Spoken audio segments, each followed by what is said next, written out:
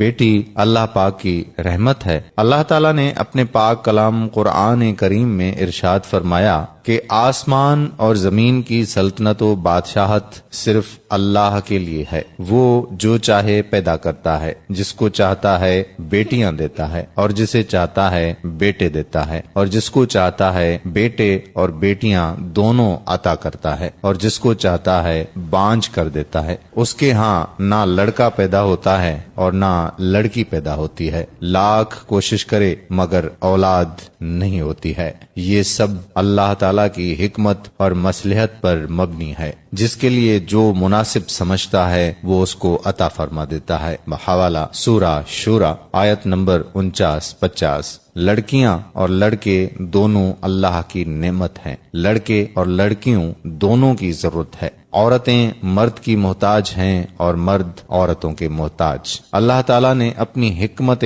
بالغہ سے دنیا میں ایسا نظام قائم کیا ہے کہ جس میں دونوں کی ضرورت ہے اور دونوں ایک دوسرے کے محتاج ہیں۔ اللہ کی اس حکمت اور مصلحت کی روشنی میں جب ہم اپنا جائزہ لیتے ہیں تو ہم میں سے بعض احباب ایسے نظر آئیں گے کہ جن کے یہاں لڑکے کی بڑی آرزوئیں اور تمنائیں کی جاتی ہیں۔ جب لڑکا پیدا ہوتا ہے تو اس وقت بہت خوشی کا اظہار کیا جاتا ہے، اور اگر لڑکی پیدا ہو جائے تو خوشی کا اظہار نہیں کیا جاتا، بلکہ بعض اوقات بچی کی پیدائش پر شوہر اپنی بیوی پر اسی طرح گھر کے دیگر افراد عورت پر ناراض ہوتے ہیں، حالانکہ اس میں عورت کا کوئی قصور نہیں ہے۔ یہ سب کچھ اللہ کی عطا ہے، کسی کو ذرہ برابر بھی اعتراض کرنے کا کوئی حق نہیں ہے۔ یاد رکھیں کہ لڑکیوں کو کم تر سمجھنا زمانہ جاہلیت کے کافروں کا عمل تھا، جیسا کہ اللہ تعالیٰ نے قرآن کریم میں ذکر فرمایا ہے، ان میں سے جب کسی کو لڑکی ہونے کی خبر دی جائے تو اس کا چہرہ سیاہ ہو جاتا ہے اور دل ہی دل میں گھٹنے لگتا ہے۔ خوب سن لو کہ وہ بہت برا فیصلہ کرتے ہیں۔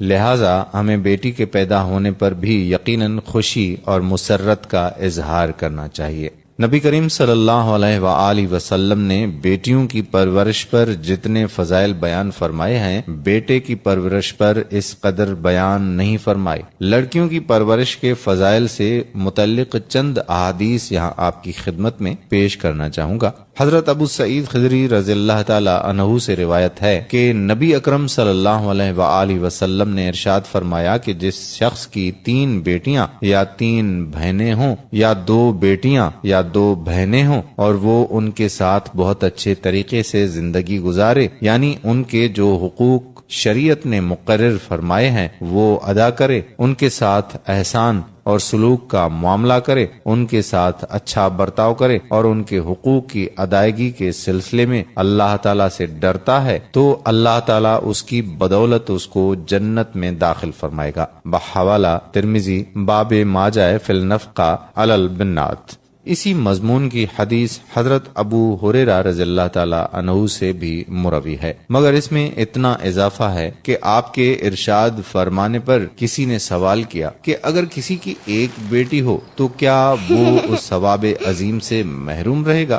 آپ نے ارشاد فرمایا کہ جو شخص ایک بیٹی کی اسی طرح پرورش کرے گا اس کے لیے بھی جنت ہے۔ بحوالہ اتحاف السادات المتقین۔ حضرت عائشہ رضی اللہ تعالی عنہا فرماتی ہیں کہ حضور اکرم صلی اللہ علیہ وآلہ وسلم نے ارشاد فرمایا کہ جس شخص پر لڑکیوں کی پرورش اور دیکھ بھال کی ذمہ داری ہو اور وہ اس کو صبر و تحمل سے انجام دے تو یہ لڑکیاں اس کے لیے جہنم سے آڑ بن جائیں گی۔ بحوالہ ترمذی۔ حضرت انس رضی اللہ تعالی عنہ سے روایت ہے کہ نبی اکرم صلی اللہ علیہ وآلہ وسلم نے ارشاد فرمایا کہ جس شخص کی 2 یا 3 بیٹیاں ہوں اور وہ ان کی اچھے انداز سے پرورش کرے اور جب شادی کے قابل ہو جائیں تو ان کی شادی کر دے تو میں اور وہ شخص جنت میں اس طرح داخل ہوں گے جس طرح یہ دونوں انگلیاں ملی ہوئی ہیں۔ بحوالہ ترمذی باب ما جاء فی النفقہ علی البنات۔ حضرت عائشہ صدیقہ رضی اللہ تعالی عنہا سے ایک قصہ منقول ہے کہ وہ فرماتی ہیں کہ ایک خاتون میرے پاس آئی جس کے ساتھ اس کی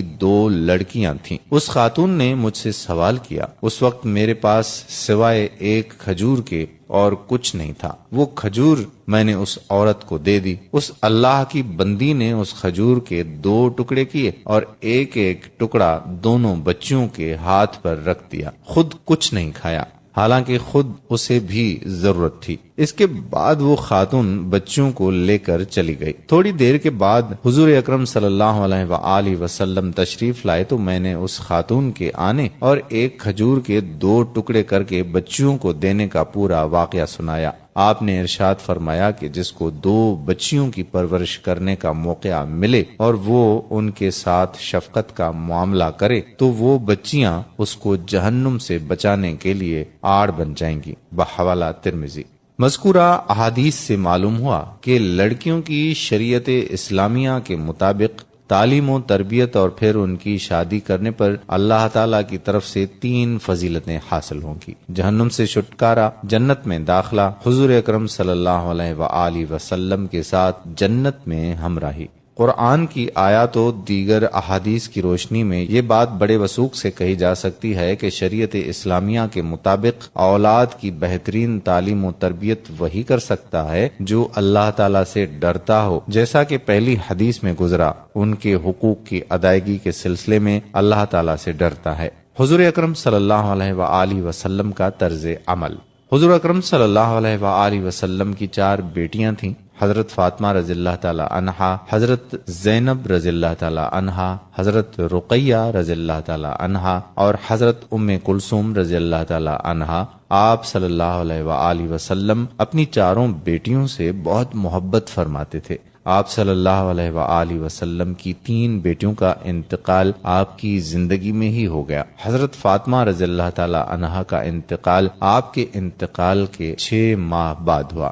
آپ کی 4 بیٹیاں جنت البقیع میں مدفون ہیں۔ حضور اکرم صلی اللہ علیہ وآلہ وسلم حضرت فاطمہ رضی اللہ تعالی عنہا کے ساتھ بہت ہی شفقت اور محبت کا معاملہ فرمایا کرتے تھے۔ نبی اکرم صلی اللہ علیہ وآلہ وسلم جب سفر میں تشریف لے جاتے تو سب سے آخر میں حضرت فاطمہ رضی اللہ تعالی عنہا سے ملتے، اور جب سفر سے واپس تشریف لاتے تو سب سے پہلے حضرت فاطمہ رضی اللہ تعالی عنہا کے پاس تشریف لے جاتے۔